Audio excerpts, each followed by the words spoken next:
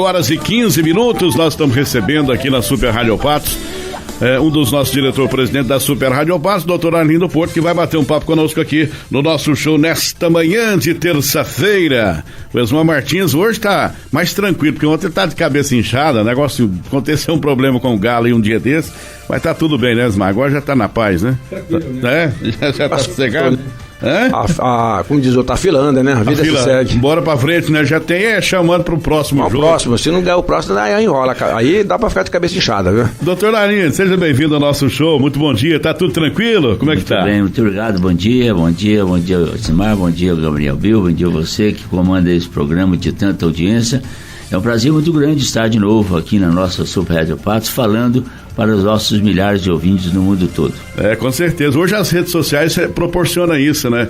Não precisa morar em Patos e região para sintonizar. Através da internet é para o mundo inteiro, né? Com certeza. E felizmente nós, a Rádio Patos, estamos caminhando rumo a esse progresso, a esse desenvolvimento, a essa nova estrutura de comunicação. Eu acho que é importante estarmos ao vivo apresentando o que há de mais atual, mas isso ser colocado nas redes sociais é também uma forma de acessar mais pessoas. E por isso, parabéns à equipe, principalmente o Gabriel Bill, que é o responsável por essa área de comunicação. Bom dia, né, doutor Arlindo, né?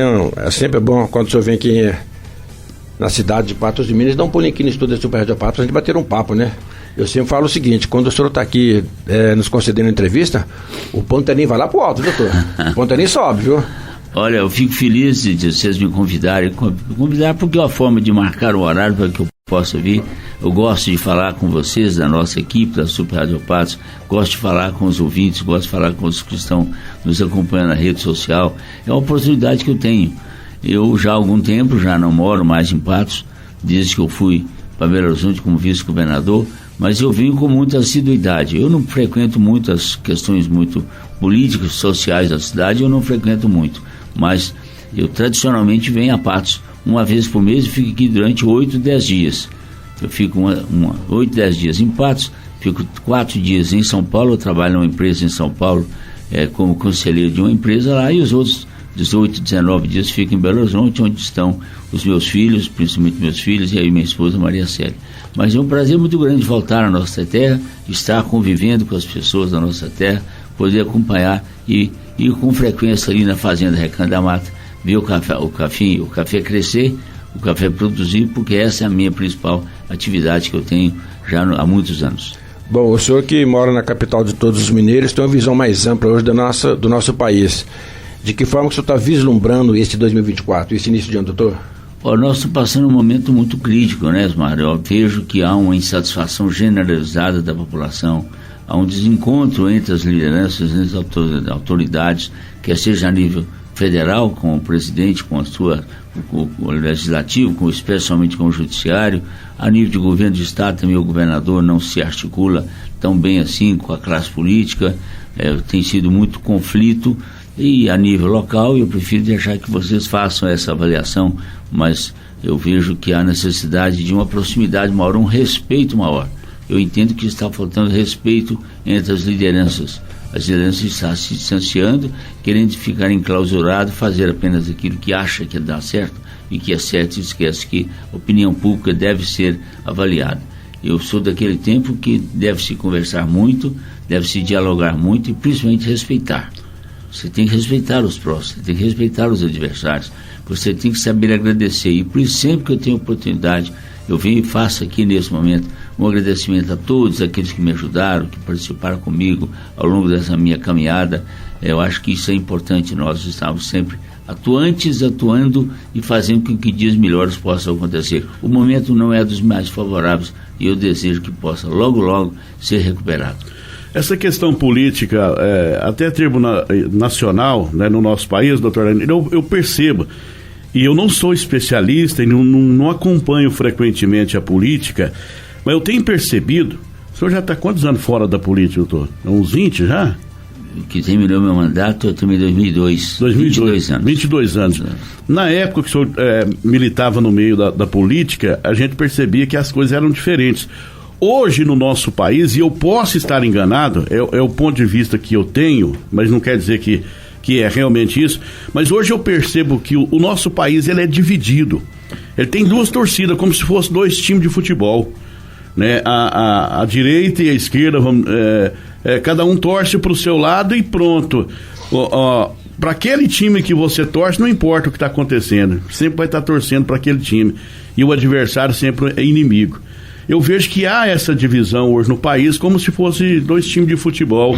É uma paixão para um lado e que fica cego com as coisas que acontecem erradas daquele lado, e de qualquer maneira é aqui que eu torço, aqui que eu tô. Eu vejo assim. O senhor entende que o nosso país está assim também, ou não é bem assim, doutor? É mais do que isso que você está falando. Eu entendo que o processo democrático, nós vivemos num país que a democracia impera, e para ter democracia tem que ter divergência, opiniões de ambos os lados, ou de vários lados, mais do que ambos, vários lados. E depois que passou a disputa eleitoral, deve continuar tendo um processo de quem ganhou, governa. Quem perdeu, participa de maneira ativa, acompanhando de fato o que foi prometido, o que deveria fazer, mas dialogando, reivindicando, propondo. Não há demérito nenhum disso. Agora, o que se vê é que a pessoa na campanha agride as pessoas. Vocês, os ouvintes, sabem, eu fui extremamente agredido nas eleições municipais, nas últimas eleições municipais. Agredido como cidadão, agredido como eleitor, agredido como alguém que já tem uma passagem de vida por essa terra. Fui muito agredido, mas deixo para o povo avaliar. O que eu tenho é que agradecer àqueles que me acompanharam desde o início da minha vida pública, em 1983, agradecer às famílias que estiveram ao meu lado, agradecer às crianças, os jovens daquela época que hoje são senhores e senhoras. Eu acho que esse respeito deve existir, e esse respeito não está existindo, em nenhum nível. Acho que quem ganhou a eleição agora é dono da casa. Não é dono da casa, ele está momentaneamente administrando aquilo que foi ele o responsável, porque foi vitorioso. Mas isso precisa mudar, né, Antônio Sérgio? Precisa mudar. Isso não pode continuar nesse conflito constante e instigação constante uns contra os outros. Governar é estar participando, governar é ter o povo do seu lado, governar é fazer com que as realizações dos sonhos das pessoas se realizem.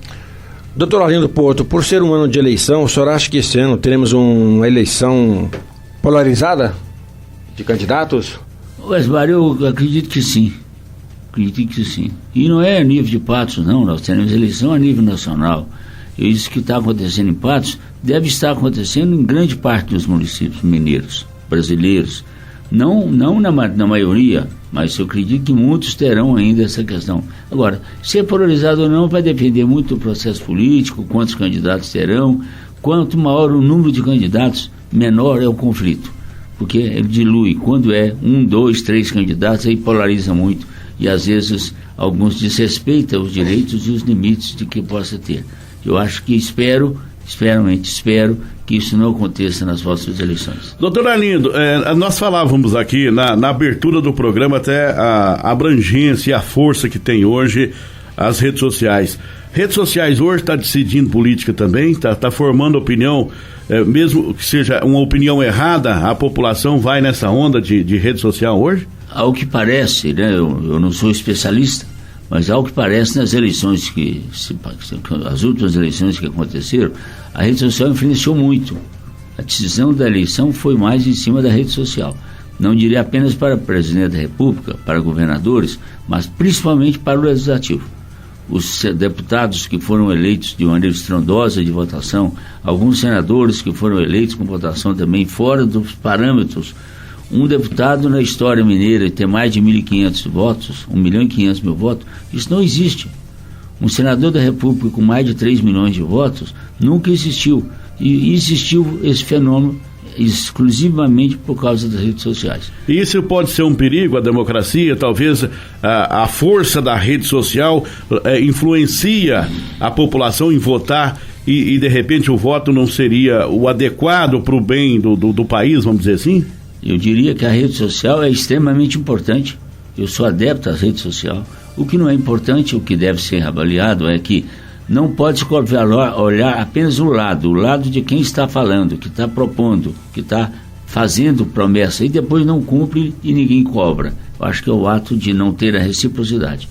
É importante você estar ouvindo, mas é importante você fazer uma triagem, separar o que é verdade ou apurar se é verdade ou não é verdade. Mas continuará sendo importante. Sou adepto à rede social, não sou atuante porque a minha geração não é de rede social, mas eu ainda acompanho o básico, eu quero com isso dizer àqueles que estão nos acompanhando, que convivem com a rede social, eu estou aprendendo a conviver com a modernidade e por isso eu acho que é importante, mas temos que ter seriedade, respeito e principalmente respeito. As pessoas não respeitam as outras em mensagem de rede social. Eu acho que isso não é benéfico. Falando em rede social, doutor Arlindo Porto Neto, se fala muito hoje da inteligência artificial. Até que ponto essa inteligência artificial pode influenciar a nossa política esse ano, na visão do senhor? Ora, o fenômeno é mundial, né? O fenômeno é mundial. Então o que você pode observar é que as pessoas estão sendo substituídas. As pessoas que falavam, que trazem a sua opinião, não trazem com a mesma frequência que tinha. Então eu vejo isso como algo perigoso, porque depende de quem está por trás fazendo com que isso aconteça, mas é um fato, jamais será, na minha visão,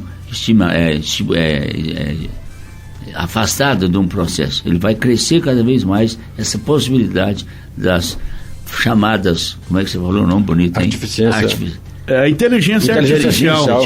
Inteligência artificial. Por ser artificial, já não é dos mais favoráveis. A inteligência deve ser pessoal, humana, mas são situações que não consegue tirar. A inteligência artificial jamais vai sair. O que é importante é quem está por trás dessa inteligência artificial. Pode tirar o emprego de muita gente, né, doutor? Pode, com certeza. Já está tirando, né, Osmar? Nós a Super Rádio Pato, não vamos tirar emprego desses 3 excelentes da nossa equipe. Mas hoje já existe isso. Você faz a programação, não vai ter locutor mais. Mas isso eu não acho benéfico. Eu acho que é benéfico quando você tem a possibilidade de universalizar as informações, transmitir as informações de maneira coerente, mas cuidado quem está por trás dessa inteligência artificial. E falando no agronegócio, doutor Arlindo Porto, né, já que o senhor limita muito no agronegócio, o senhor é um produtor hoje de café, como é que está essa situação do café hoje e do leite principalmente? Porque existia uma temeridade no fim de ano, quando eu tive a oportunidade de conversar com o José Francilino, lá da Copassa, existe uma preocupação enorme em relação ao leite. Na visão do senhor, essa situação melhorou? É um momento dos produtores ficarem preocupados? Eu não sou pessimista, você sabe, eu gosto sempre de... Eu sou por natureza otimista, mas também não posso ser irresponsável.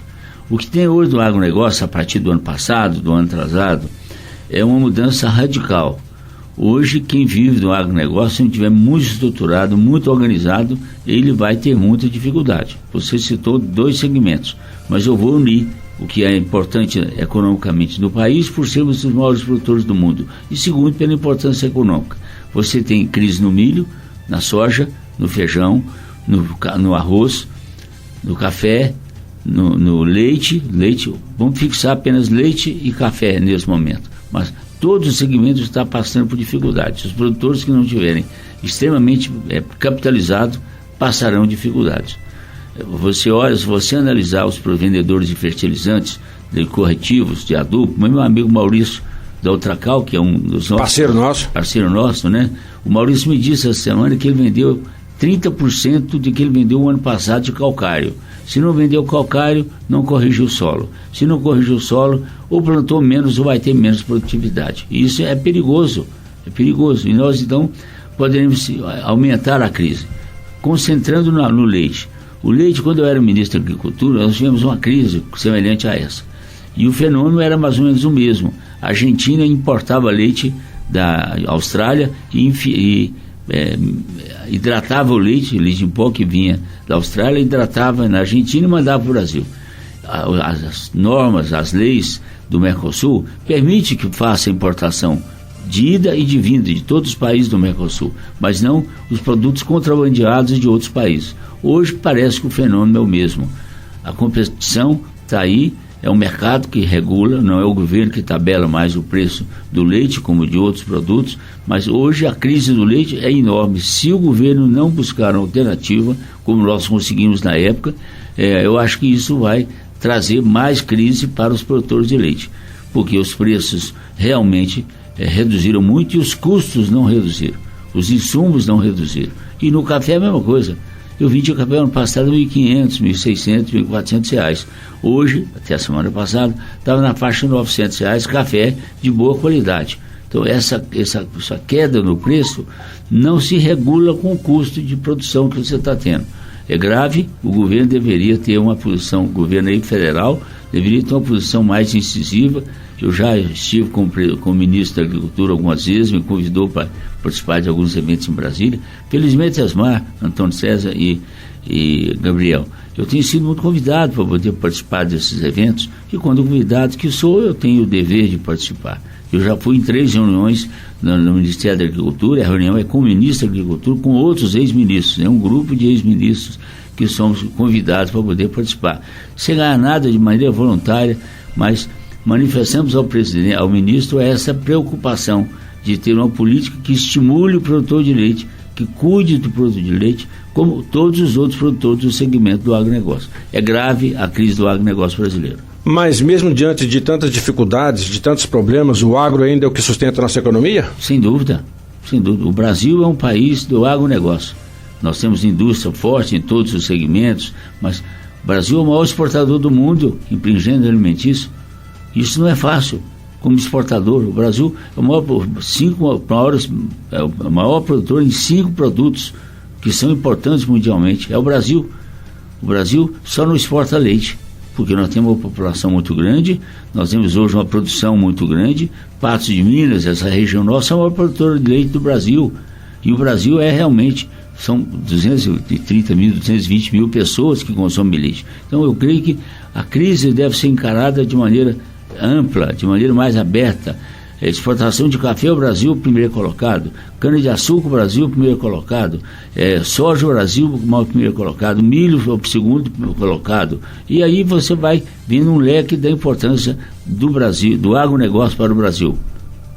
Nesse atual cenário que estamos vivenciando, doutor Arlindo Porto, então o que podemos esperar para 2024? Nesse atual cenário político, principalmente, o que podemos esperar?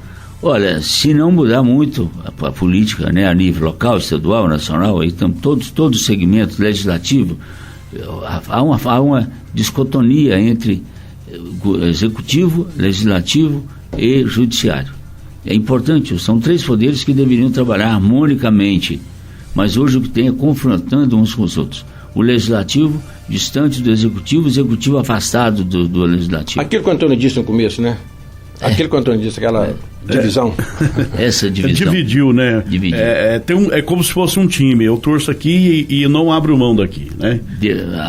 Constitucionalmente, os poderes deveriam trabalhar harmonicamente, cada um independente. E hoje há uma disputa de poder. De poder. Eu acho que isso é muito ruim para nós brasileiros, e espero que isso possa ser corrigido. Depende de quem está no comando. É verdade. Doutor Arlindo, obrigado por ter passado por aqui para visitar nós, para bater papo com a gente, que é sempre importante a gente estar buscando essa visão de quem já esteve lá dentro da política, quem vive a política. Ele esteve, mas ele vive a política. E está dentro do agronegócio também. Esse bate-papo é sempre importante. Da minha parte, eu agradeço muito e deixo uma mensagem aí para a turma aí, né, Asmar? É verdade. Para os nossos ouvintes. Eu poderia, de maneira sintética, usar uma frase que eu, ao longo do tempo, desde quando era prefeito, quando vice-governador, quando ministro e como cidadão, eu deixo uma frase que eu quero traduzir a cada um dos nossos ouvintes. Para trás, olhe com gratidão e respeito. Para frente, com esperança nos homens e mulheres de bem e confiança em Deus. A partir daí, obrigado a todos que me ajudaram, obrigado a todos que me acompanharam e felicidade e sucesso para todos nós, povo brasileiro.